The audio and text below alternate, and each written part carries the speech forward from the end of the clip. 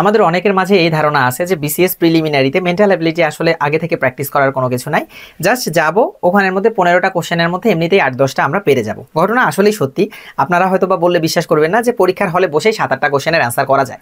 But fact হচ্ছে আমরা যারা এই 7-8টা পরীক্ষার মধ্যে গিয়ে অ্যান্সার করবো আর যারা আগে থেকে প্রিপারেশন নিয়ে রেখেছে তাদের মধ্যে একটা ডিফারেন্স ক্রিয়েট হবে, সেটা হচ্ছে টাইমিংয়ের। যারা প্রিপারেশন আগে থেকে নেবেন এবং এই জিনিসগুলো আগে থেকে প্র্যাকটিস করে যাবেন, তারা যেই কোশ্চেনটা দাগাতে 15 সেকেন্ড সময় লাগবে, সেম কোশ্চেনটা যারা ইনস্ট্যান্ট গিয়ে অ্যান্সার করার চেষ্টা করবেন তাদের কিন্তু সময় লাগবে প্রায় 30 সেকেন্ড থেকে 1 মিনিটের মতো। প্রিলিমিনারিতে প্রত্যেকটা সেকেন্ড আমাদের জন্য গুরুত্বপূর্ণ, কারণ কোনো একটা জায়গায় আমি যদি 5 সেকেন্ড বাঁচাতে পারি, অন্য একটা সাবজেক্টে আমি কিন্তু এই সময়টা দিতে পারবো। সো এই জন্য যারা ভাবছেন যে আমরা পরীক্ষার হলে গিয়ে মেন্টাল অ্যাবিলিটি ক্লিয়ার করে ফেলবো একদম, এরকম চিন্তাভাবনা থেকে সরে এসে আমার মনে হয় মেন্টাল অ্যাবিলিটির একটা প্রপার প্রিপারেশন নিয়ে পরীক্ষার হলে যাওয়া উচিত।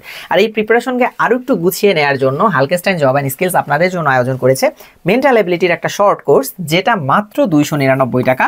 এবং এই কোর্স করার পরে হোপফুলি আপনাদের মেন্টাল অ্যাবিলিটি সম্পর্কে কোনো ধরনের প্রবলেম থাকবে না, বিশেষ করে ক্রিটিক্যাল জায়গাগুলোতে। সো এখানে যা যা থাকছে সেটা হচ্ছে 10টি প্রিমিয়াম রেকর্ড ক্লাস, যেখানে আসলে যে বোঝার জিনিসগুলো রয়েছে সেগুলো খুব স্ট্রাকচারভাবে আপনাদের সাথে আলোচনা করা হবে। এরপরে পিডিএফ লেকচার শিট, 5টি হোমওয়ার্ক, 300+ প্রশ্ন বিশ্লেষণ। এইটাই হচ্ছে সবচেয়ে ইম্পর্টেন্ট জায়গা, কারণ আমরা জানি মেন্টাল অ্যাবিলিটি কিন্তু কোশ্চেন মোটামুটিভাবে রিপিট কোশ্চেন আসে।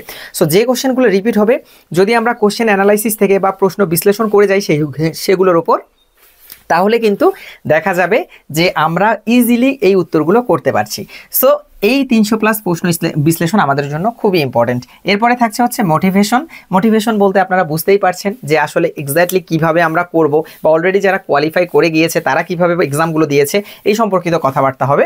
Basic to advance concept clear এবং দ্রুত ও নির্ভুল উত্তর করা টিপস ও ট্রিক্স। কারণ আমরা একটা জিনিস ডিটেল জানলেই হবে না, এটাকে কিভাবে আমরা ইমপ্লিমেন্ট করব, পরীক্ষার খাতায় কিভাবে খুব শর্টকাটে এটা আমরা লিখতে পারবো, এই সম্পর্কিত তথ্য কিন্তু আমাদের এই কোর্সে পেয়ে যাচ্ছেন। সো আর দেরি না করে দ্রুত এনরোল করে ফেলুন।